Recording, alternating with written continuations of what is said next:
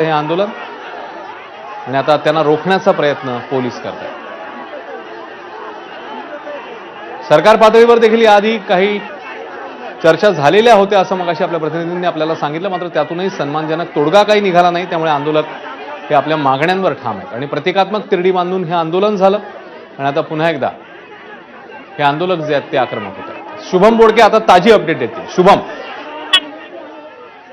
अश्विन, पोलिसांनी या आंदोलकांसोबत चर्चा करत असताना पोलिसांनी सांगितलं की आपण आज जे आंदोलन आहे ते स्थगित करावं आणि सध्या आपल्या ज्या मागण्या आहेत त्या संविधानिक पद्धतीने सरकारपर्यंत, शासनापर्यंत पोहोचवाव्या अशी विनंती पोलिसांनी केली होती। मात्र या ठिकाणी कोणताही स्थानिक जे अधिकारी आहेत, आदिवासी विकास भवनाचे अधिकारी आहेत, ते या आंदोलकांशी बोलण्यास नकार देत आहेत। त्यामुळे पुन्हा जे आंदोलक आहेत ते आक्रमक झाल्याचं आपल्याला पाहायला मिळतं आणि काही प्रमाणात या ठिकाणी पोलीस आणि आंदोलकांमध्ये या ठिकाणी झटापट सुरू असल्याचं आपल्याला पाहायला मिळते। अशी सध्या आंदोलकांचं नेमकं काय म्हणणं आहे? आंदोलकांपैकी कोणी प्रतिनिधी आता त्या आदिवासी मुख्यालयामध्ये किंवा त्या कार्यालयामध्ये भेटण्यास जाणार आहेत? पोलीस काही यामध्ये मध्यस्थी करणार आहेत? शुभम, आंदोलकांची मागणी, प्रमुख मागणीच ती आहे की किमान प्रशासनाने आमच्यासोबत चर्चा करावी। मात्र प्रशासन या आंदोलकांसोबत चर्चा करण्यास तयार नाहीये आणि त्यामुळे आंदोलक हे जे ते वारंवार त्या ठिकाणी आक्रमक होत आहे। या ठिकाणी पोलिसांच्या माध्यमातून आदिवासी विकास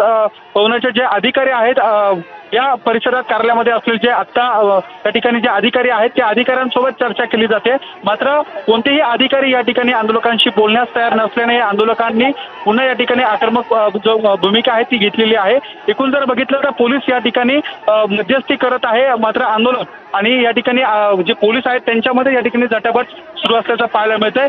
वारंवार अधिकाऱ्यांसोबत संपर्क केला जातोय, अधिकाऱ्यांसोबत ज्या चर्चा केल्या जात आहेत त्यातून कोणताही या ठिकाणी या आंदोलकांसोबत चर्चेसाठी कोणीही तयार होत नसल्याने आंदोलक जे आहेत ते आदिवासी विकास भवनाच्या बाहेर जोरदार घोषणाबाजी करत या ठिकाणी आपल्याला आक्रमक भूमिकेमध्ये असल्याचं पाहायला मिळत आहे।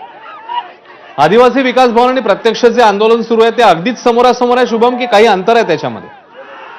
जो मुख्य प्रवेशद्वार आहे त्या मुख्य प्रवेशद्वाराच्या समोर या ठिकाणी जे आंदोलक आहे ते गेल्या 36 दिवसांपासून या ठिकाणी बिऱ्हाड घेऊन आपल्या या ठिकाणी मुलं असतील किंवा त्यांच्या परिवारासोबत हे आंदोलन करत आहे। मात्र गेला 1 महिना उलटून जातोय तरी देखील अधिकारी या ठिकाणी आंदोलकांशी चर्चा करत नाहीये आणि त्यामुळे आंदोलक जे आहेत त्या या ठिकाणी वारंवार आक्रमक भूमिका घेत असल्याचं आपल्याला पाहायला मिळत आहे।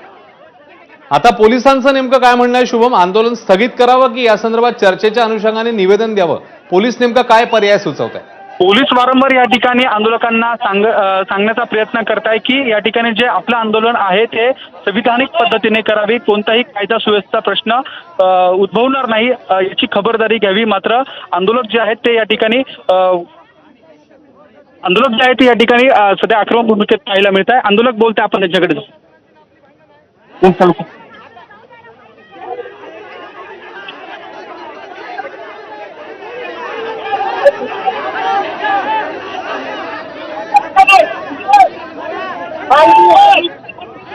पोलीस प्रशासनाला आताही झालं